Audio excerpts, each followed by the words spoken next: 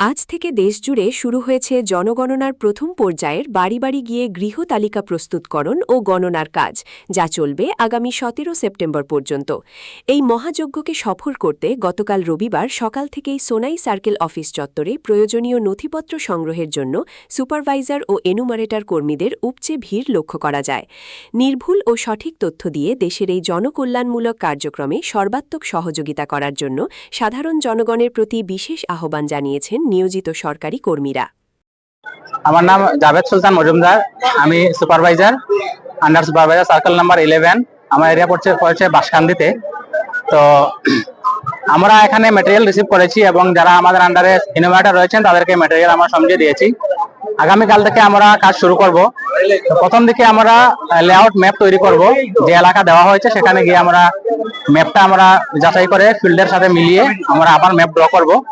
এরপর আমরা door to ডোর আমরা ইনোভেশনের কাজ শুরু করব।